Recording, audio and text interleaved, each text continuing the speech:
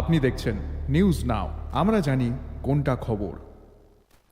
রাহুল গান্ধীর নির্দেশে শনিবার এঞ্জেল চাকমার বাড়িতে যায় উত্তর পূর্ব যুব কংগ্রেস সমন্বয় কমিটির একটি প্রতিনিধি দল। উত্তর পূর্বাঞ্চলের সমস্ত রাজ্যের যুব কংগ্রেসের প্রতিনিধিরা অন্তর্ভুক্ত রয়েছেন এই সমন্বয় কমিটিতে।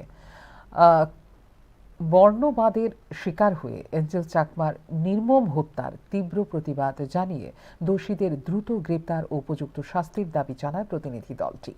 এই ঘটনাকে মানবাধিকার ও সামাজিক মূল্যের উপর আঘাত বলে অভিহিত। এটি এঞ্জেল চাকমার সঙ্গে ভিডিওতে সর্বভারতীয় যুব কংগ্রেসের সভাপতি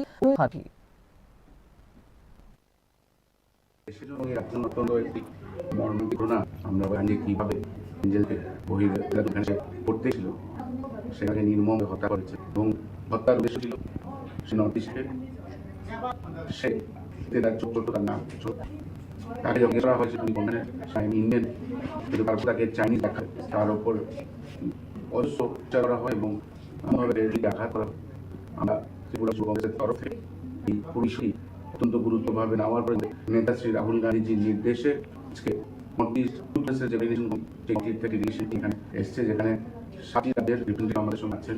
আমাদের সাথে north east youth Congress coordination কমিটির কনভেনার যারা থেকে এসেছেন এবং ইন্ডিয়ান ইউথের জেনারেল সেক্রেটারি আমাদের মেঘালয়ের যে আছেন ডিজি নিয়েছেন এবং ওনার সাথে আরও যারা রাজ্যের 7 সিটার প্রতিনিধি আছেন।